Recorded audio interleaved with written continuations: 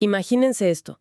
Tenemos un estudio sobre dietas. El grupo 1 hace una dieta baja en grasas y después de un par de meses pierden en promedio 3,5 kilos. Ajá, un resultado bastante normal, digamos. Exacto. Pero el grupo 2 adopta una dieta estricta sin carbohidratos y pierde 5 kilos. Y ahí es donde la gente saca conclusiones rápidas. Claro, cualquier persona vería esos números en un artículo y diría, bueno, 5 es mayor que 3,5. Listo, caso cerrado. La dieta sin carbohidratos es matemáticamente superior, hay que tirar el pan a la basura. Y esa es exactamente la trampa de sentido común en la que caen, miles de titulares de noticias todos los días. Totalmente. Se toman un par de promedios, se restan y ya, se declara un avance científico revolucionario. Pero la realidad de la investigación, y esto es clave para quienes estudian metodología, exige un filtro de escepticismo muchísimo más riguroso. Porque ver una diferencia matemática, en el papel, no es lo mismo que ver una diferencia real en la naturaleza, ¿verdad? Exacto. Y de eso se trata nuestra exploración a fondo de hoy. Así es. Hoy vamos a desarmar el motor lógico que la ciencia utiliza para no dejarse engañar por las coincidencias. Un tema fundamental. Súper fundamental. Nos estamos basando en los apuntes de la clase de Metodología de Investigación Científica 2, desarrollada por el investigador William Castillo González en la UCES. Es un material excelente, muy pedagógico. Sí, y el objetivo de hoy es transformar esos conceptos que a veces parecen un poco áridos en herramientas lógicas. Vamos a dominar a la famosa prueba T de Students. Que es una de las herramientas estadísticas más temidas por los estudiantes, pero al mismo tiempo de las más poderosas del mundo académico. Totalmente. Porque básicamente nos enseña cómo la ciencia decide si un tratamiento funciona o si fue pura suerte. A ver, el problema central que esta herramienta intenta resolver es la inmensa cantidad de ruido, de caos estadístico que hay en el mundo real. Volviendo al ejemplo de las dietas. Claro, tienes esa diferencia de 1,5 kilos entre los dos grupos. La pregunta de investigación no es solo quién perdió más, sino ¿fue realmente la ausencia de carbohidratos lo que causó esa diferencia? O si tal vez fue casualidad, ¿no? Exacto. Existe la posibilidad de que por pura casualidad cósmica, en el grupo de los 5 kilos, se concentraron un par de personas con un metabolismo genéticamente acelerado. Que terminaron inclinando la balanza, claro. Sí, y que hicieron que el promedio subiera artificialmente. ¿Sabes? Esto me recuerda a... Es como lanzar una moneda al aire.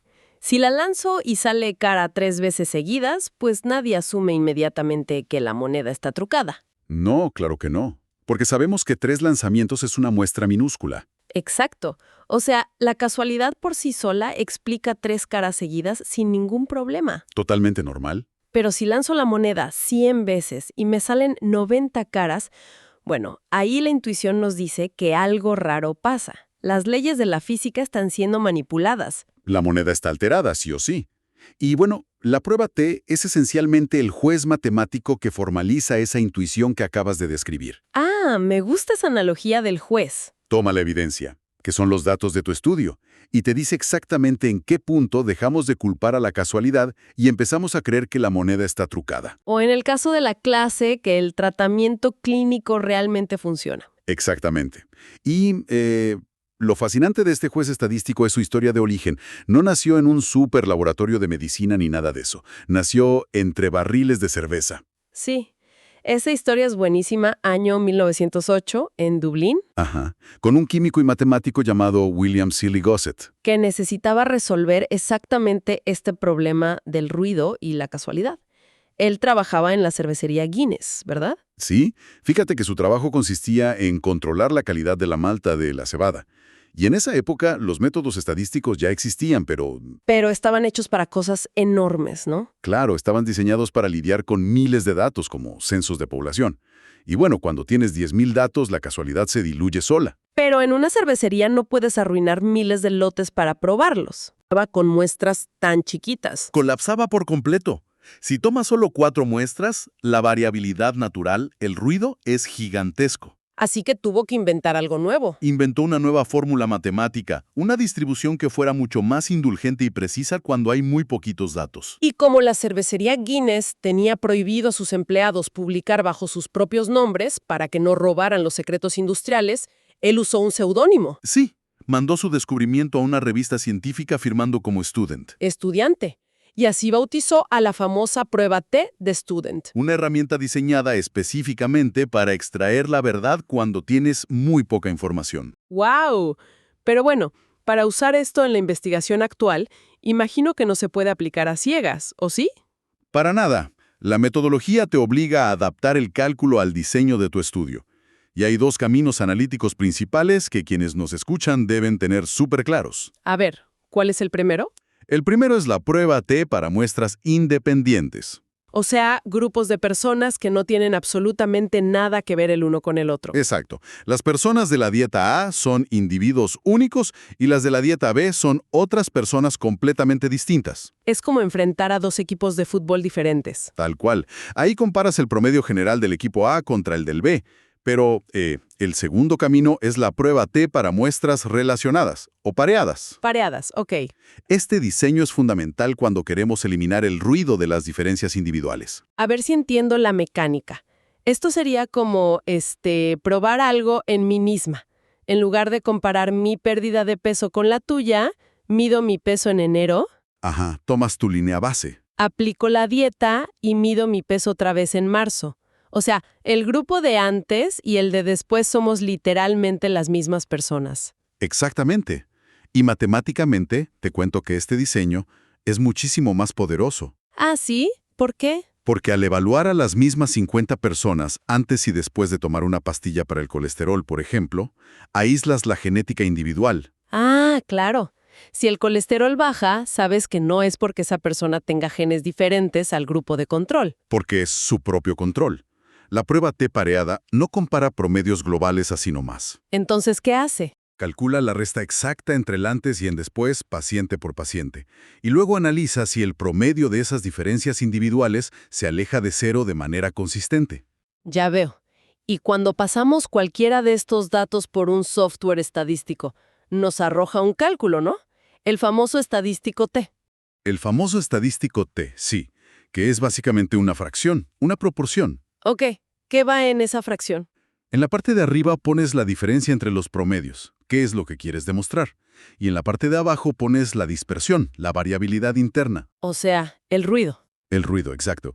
Entonces, si la diferencia es muy grande y el ruido es muy pequeño, la división te da un estadístico T muy alto. Y ese número alto se traduce en el veredicto final que todo investigador busca. El valor P. El valor P.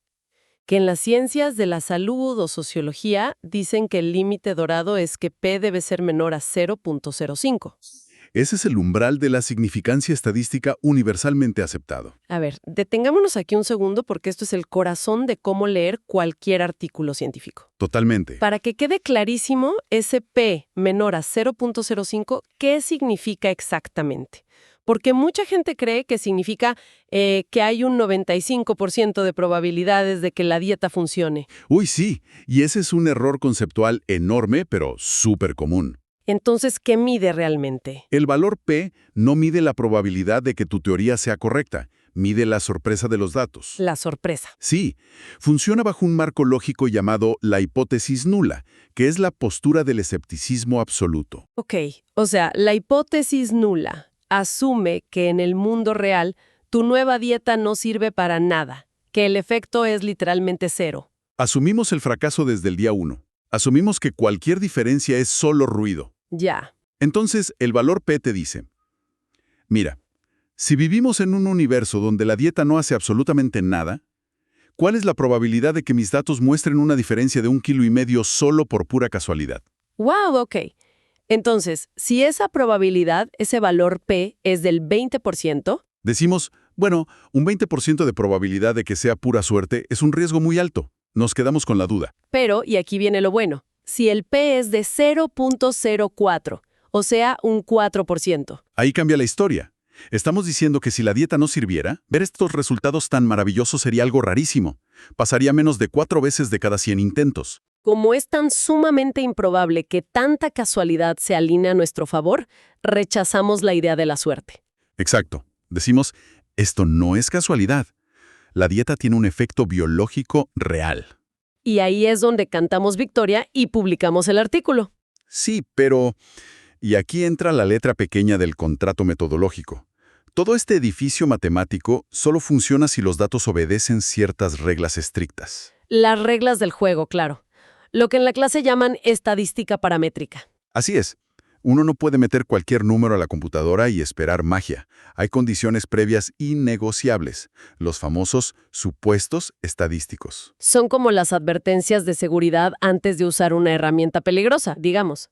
Una muy buena forma de verlo. Y según los apuntes, la primera regla es que esto suele usarse para muestras pequeñas, de menos de 30 casos. Aunque bueno, se puede adaptar. Ajá, esa es una. La segunda es que las variables deben ser cuantitativas continuas. O sea, cosas que se pueden fraccionar con decimales al infinito, ¿no? Como el peso, los centímetros de estatura. La glucosa en sangre, exacto. Porque si mi estudio mide cosas cualitativas, como, no sé, el color de los ojos o la clase social, la prueba T no sirve. Queda completamente descartada. Es inútil ahí. Ok. ¿Y qué más? Bueno, las observaciones tienen que ser independientes. No puede haber contagio de respuestas entre la gente. Pero el verdadero obstáculo... El jefe final del videojuego. Exacto. El supuesto que causa pesadillas y tumba investigaciones es la distribución normal. La famosa campana de Gauss. Y a ver, tiene lógica si pensamos en cómo calcular las cosas la prueba T. Porque usa promedios. Usa el promedio matemático, claro. Pero el promedio solo representa a un grupo si la gran mayoría de la gente está cerca de ese centro, ¿no? Abultando el medio de la campana. Esa es la descripción física perfecta de una curva normal. Imagina que el promedio de pérdida de peso es 0 kilos. La inmensa mayoría de la gente debería estar ahí, perdiendo o ganando solo medio kilo. Y a los lados, en las colas de la campana, tienes a unos poquitos que bajaron 3 kilos y del otro lado unos poquitos que subieron 3. La simetría es la clave. Si resulta que tienes datos donde la mitad bajó 10 kilos y la otra mitad subió 10 kilos... Matemáticamente el promedio de toda esa gente es 0. ¿Sí? Pero en la realidad, ninguna persona perdió 0 kilos. Exactamente. El promedio se vuelve un número fantasma. No representa a nadie de la población. ¡Qué locura! Y como la prueba T trabaja restando promedios, si metes un promedio fantasma a la ecuación, todo tu resultado será una ficción absoluta. Por eso es tan vital comprobar la normalidad de los datos antes de empezar. Visualmente se usa un gráfico QQ, que es donde ordenamos los datos observados. Si forman una línea recta diagonal bien limpia, es buen indicio. Pero en la ciencia dura, mirar un gráfico no alcanza, ¿verdad? No, necesitas pruebas estadísticas formales previas, como la prueba de Shapiro-Wilk. Que es para muestras de menos de 50 casos. Ajá.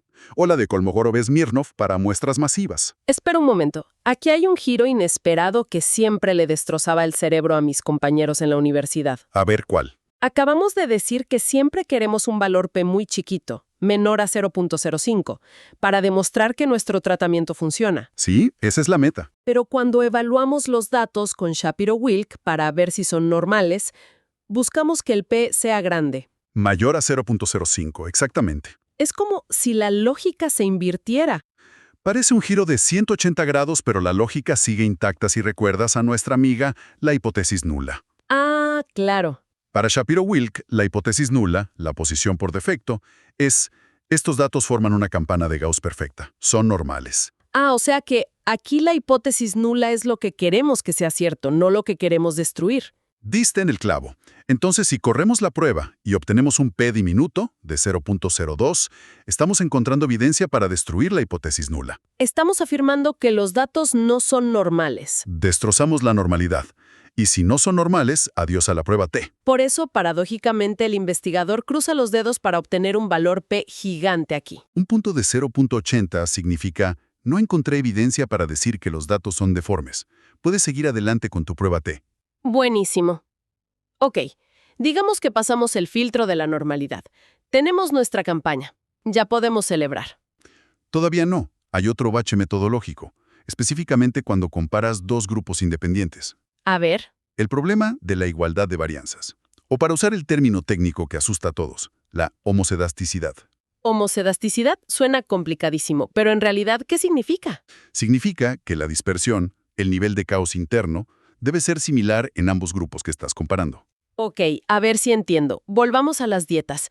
Imagina que en el grupo A, que bajó 3 kilos en promedio, la persona que menos bajó perdió 2 kilos. Y la que más, 4. Están todos muy agrupaditos cerca del 3. La varianza es mínima. Son superdisciplinados. Pero, ¿qué pasa si en el grupo B el promedio es 5 kilos, pero la realidad es un caos total? Ajá. Una persona bajó 20 kilos, otra subió 8, otra bajó 2. Matemáticamente tienen un promedio de 5, pero la amplitud de sus resultados es gigantesca comparada con el grupo A. Exacto. La prueba te asume que ambos grupos vienen de poblaciones con variabilidad parecida. Si comparas un grupo hiperconsistente con uno hipercaótico, la balanza matemática se rompe. ¿Y cómo detectamos eso? Usando la prueba de Leven o la prueba F de Fisher, que hacen algo muy intuitivo. Toman la varianza más grande y la dividen entre la varianza más pequeña. Claro, si fueran exactamente iguales, la división daría 1. Y cuanto más se aleja de 1, más problemas tenemos. Entonces, si la prueba de Leven nos da un P menor a 0.05, confirmamos que el caos es oficialmente desigual. Rompimos otro supuesto. Así es. Ahí se tira la investigación a la basura. No, para nada. Y eso es lo hermoso de la estadística. Siempre hay un plan B. Si fallan las varianzas iguales, usamos un ajuste llamado la prueba T de Welch. Ah, la prueba de Welch. Es un parche brillante. No te exige varianzas iguales. Lo que hace es proteger el análisis castigando tu umbral de exigencia. ¿Cómo lo castiga? Reduce algo llamado los grados de libertad. Al hacer esto, hace que sea muchísimo más difícil que alcances la significancia estadística. Te cobra un impuesto metodológico por tener datos desordenados. Literalmente. Se vuelve más estricta para compensar el caos. Me parece justo. Pero ¿qué pasa si el problema es aún peor? O sea, ¿qué pasa si desde el inicio Shapiro-Wilk te dijo que tus datos no son una campana de Gauss ni de chiste? Si están completamente asimétricos, ahí ni Welch te salva. Tienes que abandonar la estadística paramétrica por completo. Es el momento de activar el protocolo de emergencia. La estadística no paramétrica. Es todo un universo paralelo que no depende de promedios ni de varianzas. Ok, ¿y qué usamos ahí? Si querías comparar dos grupos independientes, usas la prueba U de Mann-Whitney. ¿Y si era el diseño de antes y después en el mismo grupo? Ahí usas la prueba de Wilcoxon. Es como tener una caja de herramientas, ¿no? La prueba T es una llave inglesa de altísima precisión. Exige que la tuerca, o sea, los datos, sea perfectamente simétrica. Exacto, pero si la tuerca viene oxidada y deforme de fábrica, la llave no encaja. Tienes que sacar las pinzas de presión, que serían Mann-Whitney o Wilcoxon. Hacen el trabajo y te sacan del apuro, aunque pierdas un poquito de precisión microscópica. Pero, ¿cómo hace Mann-Whitney para ignorar que los datos están deformes? Es fascinante. Literalmente ignora los valores brutos. Si un paciente perdió 2 kilos y otro perdió 40 kilos por un problema extremo de salud, Que te arruinaría cualquier promedio normal. Mann-Whitney toma a todos los pacientes, los mezcla y los forma en una línea, en fila india, desde el que perdió menos al que perdió más. Ah, los convierte en rangos de posición. Exacto. El que perdió 2 kilos recibe la posición número 2 en la fila, y el que perdió los 40 kilos extremos, Solo recibe la posición número 100. la inmensa brecha de 38 kilos de diferencia física simplemente desaparece de la ecuación. ¡Qué inteligencia brutal! Solo importa que uno llegó detrás del otro en la fila. Así, los datos anormales pierden su capacidad de destruir el cálculo. ¡Qué solución tan elegante! Bueno, nos queda un último bloque para entender todo esto. Cuando vemos la tabla de resultados de un software, siempre vemos el valor P, pero al lado hay unas letras misteriosas de F, Los famosos grados de libertad, por sus siglas en inglés. que suenan a filosofía política, la verdad. Suenan, pero son el engranaje que define cómo se calcula todo. Los grados de libertad representan la cantidad de información verdaderamente libre que tienes en tu muestra. A ver, explícame eso de verdaderamente libre. Piensa en la información como un recurso limitado. Cada vez que calculas un parámetro como un promedio, estás gastando parte de esa información. Impones una regla matemática. Claro, el material de la clase tenía un ejemplo mental buenísimo para esto. ¿El de los 3 espacios? Sí. A ver, hagámoslo. Tenemos 3 espacios vacíos en una hoja, y la regla absoluta es que el promedio matemático de esos 3 números tiene que ser 10 sí o sí. Ok. Entonces, para que el promedio de 3 números sea 10, la suma de los 3 espacios tiene que ser 30 obligatoriamente. Bien, yo tengo libertad de rellenar los primeros 2 espacios con lo que quiera. Pongo un 20 en el primer espacio. Tienes la libertad. Y en el segundo espacio pongo un 15. Llevo 35. Sigo actuando con total libertad de elección. Pero, fíjate, Ahí se acaba tu libertad. ¿Por qué? Porque tienes 3 números. Si los 2 primeros suman 35 y la regla inquebrantable es que el total debe ser 30, Ah, claro. El tercer espacio ya no es libre. Las matemáticas dictan implacablemente que el tercer número tiene que ser un 5 negativo. no tienes opción. El cálculo ya tomó la decisión por ti. Por lo tanto, en un grupo de 3 elementos, donde ya calculé un promedio fijo, en realidad solo tenía 2 elementos libres de variar. De 3 datos, perdiste 1. Esa es la famosa fórmula n-1. Mis grados de libertad son la cantidad de pacientes de mi estudio menos 1. Así de simple. Si haces una prueba T de antes y después con 30 pacientes, tus grados de libertad serán 29. Y mientras más grados de libertad conserves, me imagino que es mejor, ¿no? Sí, porque más fácil será que tu valor P logre cruzar el umbral mágico de 0.05. Y hablando de umbrales, hay una última decisión en el software. Si hacemos un análisis a una cola o a 2 colas. Esto se refiere a cómo distribuyes tu capacidad de asombro ante resultados extremos. A ver, Si pruebas un fármaco nuevo contra un placebo y dices, me pregunto si este fármaco tiene un efecto distinto, no puestas por una dirección. Podría curar a la gente o podría empeorarla. como aceptas ambas posibilidades, buscas evidencias en los 2 extremos de la campana normal.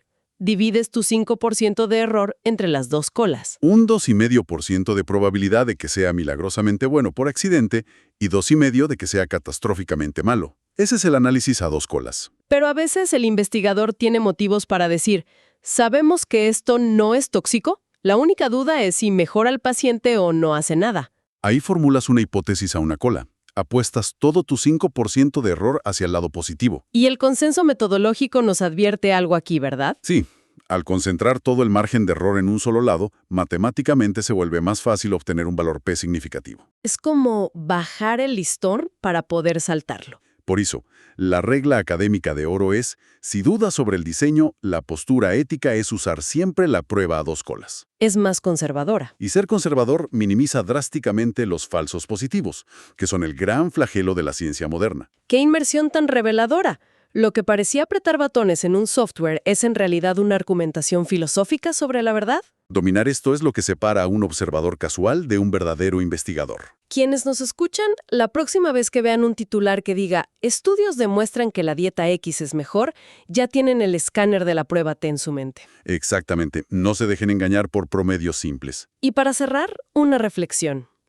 Hoy vimos que decisiones técnicas del investigador, como elegir una cola o 2 o usar Welch o Mann-Whitney, alteran el resultado de la fórmula. Cambian todo. Esos pequeños ajustes pueden ser la diferencia entre que un tratamiento se apruebe o se descarte. Si la línea entre el éxito y el fracaso depende tanto de las decisiones analíticas, ¿hasta qué punto los descubrimientos estadísticos son verdades absolutas de la naturaleza?